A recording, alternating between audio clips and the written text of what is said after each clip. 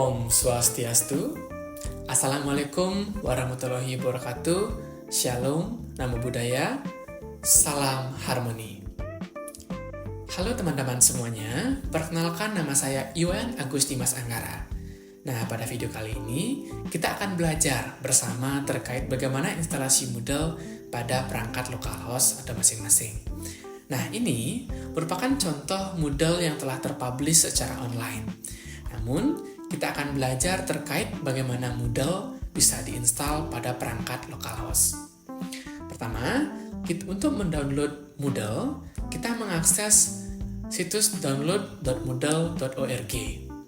Setelah itu, kita klik di bagian ini untuk mendownload, dan kita akan ditampilkan latest version atau versi terbaru dari Moodle yang telah ada. Nah, kita harus melihat atau persyaratan terkait apa-apa saja yang diperlukan, seperti versi PHP atau exam yang kita gunakan. Sebelum itu, teman-teman harus menginstal dan mendownload Mood exam pada perangkat masing-masing, dan kita harus memastikan versi exam tersebut sesuai dengan apa yang diperlukan oleh versi terbaru dari Moodle. Nah, untuk mengakses atau mengetahui versi yang kita gunakan, kita dapat mencari folder exam pada Windows C, dan kita cari bagian readme, dan kemudian akan kita temukan versi dari exam yang kita gunakan.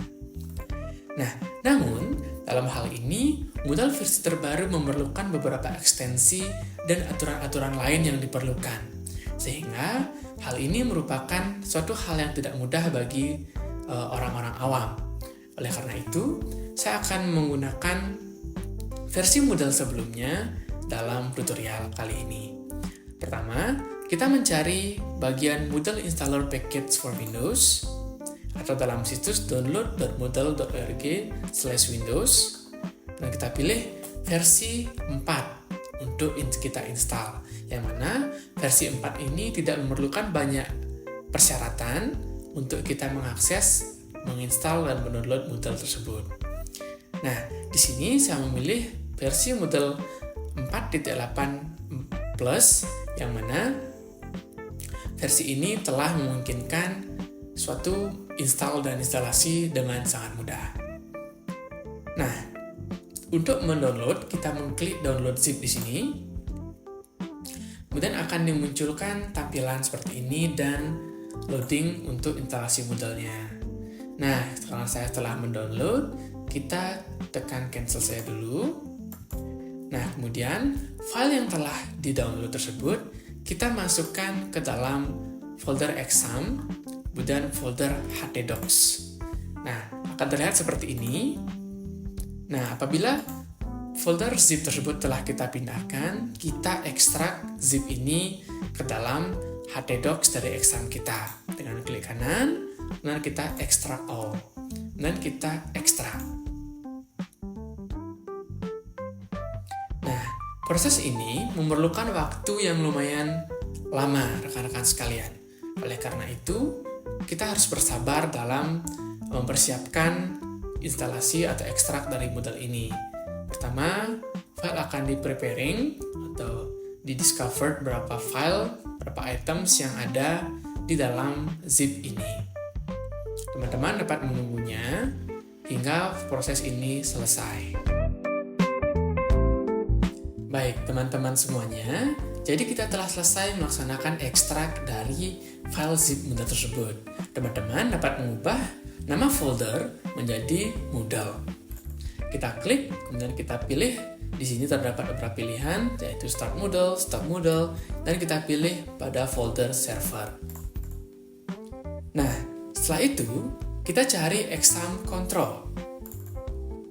Kemudian, kita start Apache dan MySQL dalam exam control panel. Nah, dalam hal ini, kita telah dapat melihat status dari modul yaitu berwarna hijau dan MySQL telah berwarna hijau.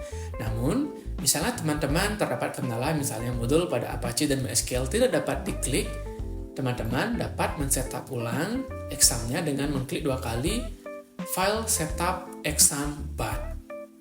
Nah, setelah itu teman-teman mencari browser, kemudian mencari localhost, /install.php dan akan muncul tampilan instalasi. Di sini terdapat pilihan bahasa. Teman-teman dapat memilih bahasa sesuai dengan preferensi masing-masing. Dalam hal ini saya menggunakan language yaitu English. Kita klik next. Kemudian terdapat tampilan untuk paths, untuk confirm path-nya, yaitu kita gunakan sesuai dengan default-nya, yaitu web address, localhost, kemudian Moodle directory-nya di server Moodle, dan data directory-nya di Moodle Data.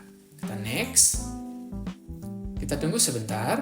Nah, setelah itu terdapat tampilan untuk database dari instalasinya.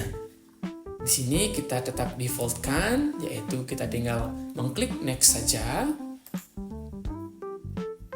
Dan akan kita tunggu sebentar untuk instalasi selanjutnya.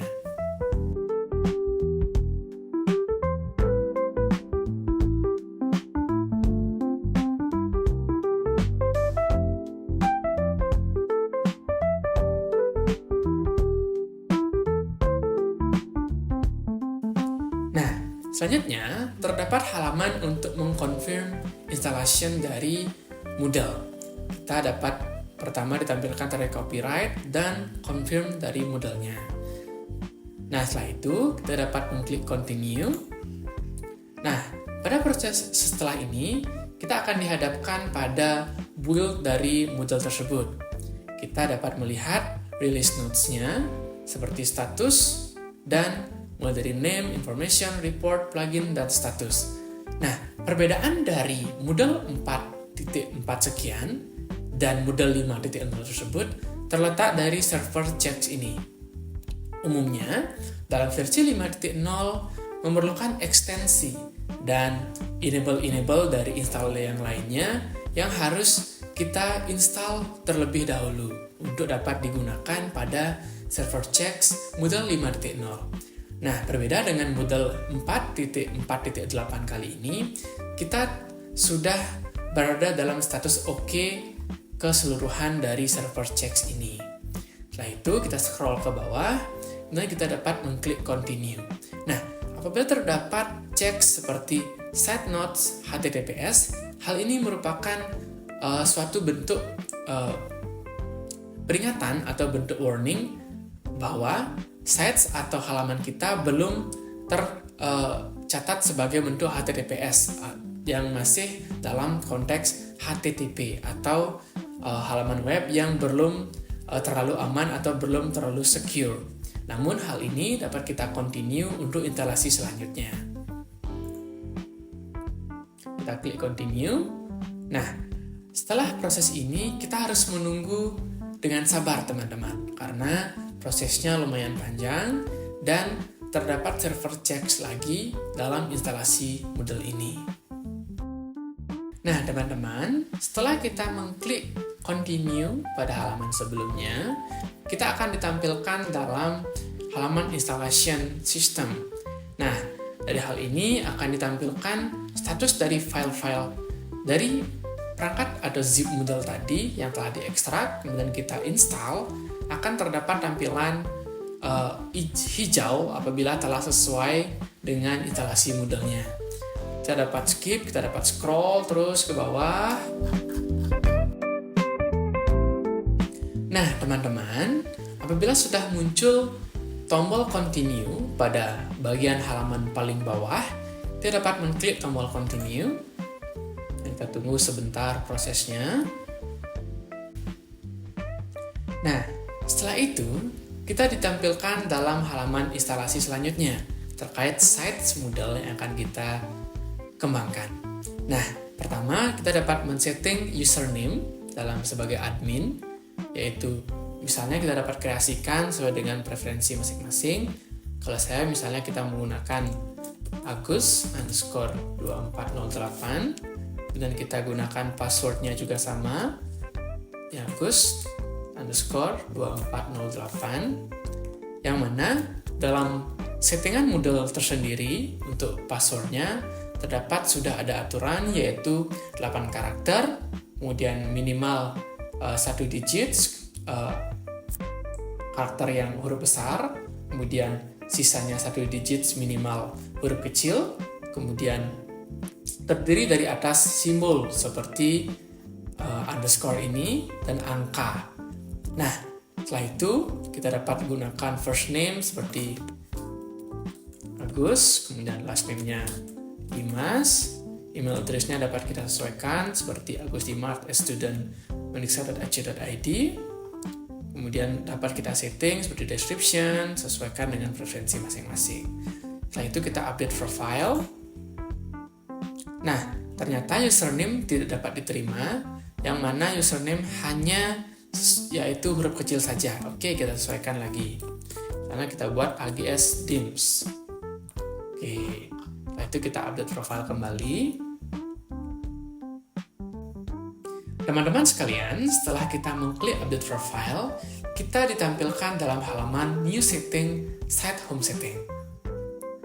Halaman ini berfungsi untuk kita menyeting bagaimana nama Moodle atau nama LMS yang akan kita gunakan. Dalam kolom Full Site Name, kita dapat gunakan seperti Chalkboard, Learning, kemudian dalam Short Name, kita dapat gunakan Chalkboard, sesuai dengan preferensi masing-masing. Kemudian Site Home Summary yaitu terkait ringkasan dari site yang akan kita gunakan. Misalnya Chalkboard adalah LMS yang menyenangkan. Nah, setelah itu kita dapat setting kembali, misalnya location setting dapat kita sesuaikan, dapat kita gunakan seperti Asia Jakarta. Nah, setelah itu di sini terdapat new setting yaitu Manage Authentication. Hal ini dapat digunakan untuk pengguna atau user mendaftarkan dalam site kita. Di sini kita dapat sesuaikan, saya pilih yaitu email based self registration. Gunanya agar nanti user dapat mengenroll atau meregistrasi dirinya sendiri dalam LMS kita. Setelah itu kita dapat setting dari support email, kita dapat gunakan misalnya agusdimas@gmail.com dan kita save change.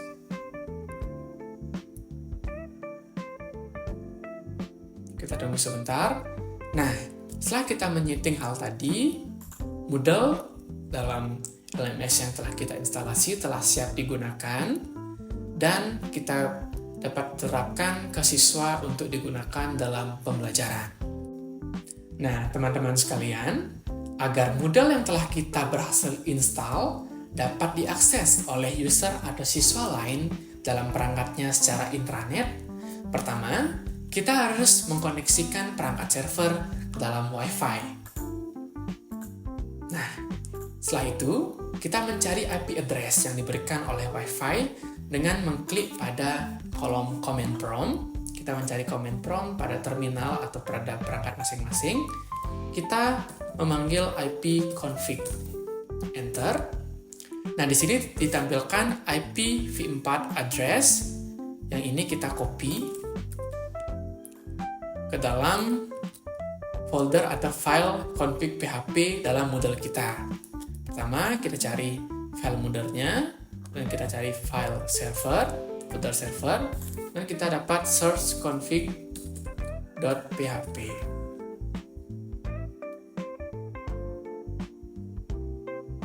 Nah, selanjutnya kita pilih file config yang ada di server Moodle. Teman-teman dapat mengedit config ini dalam aplikasi coding seperti VS Code atau juga di Notepad. Nah, caranya kita harus mengganti www.root yang ada di config PHP ini dengan IP yang kita gunakan. Contohnya yaitu https/ IP 172.172.20.10.10 dan kita save. Nah, setelah itu kita kembali ke halaman Moodle, kita refresh, dan kita coba cari IP kita. Nah, akan muncul tampilan Moodle seperti yang telah kita kembangkan sebelumnya, dan IP ini dapat kita share ke siswa untuk mengakses Moodle yang telah kita kembangkan. Nah, demikian yang dapat saya sampaikan terkait bagaimana cara kita instalasi Moodle ke dalam localhost atau perangkat server masing-masing secara intranet. Saya mohon maaf apabila terdapat kesalahan dan hal yang kurang berkenan dalam penyampaian saya kali ini. Akhir kata, saya tutup dengan Paramosanti. Om Santi Santi Santi Om. Wassalamualaikum warahmatullahi wabarakatuh. Shalom, Namo Buddhaya, salam harmoni. Terima kasih.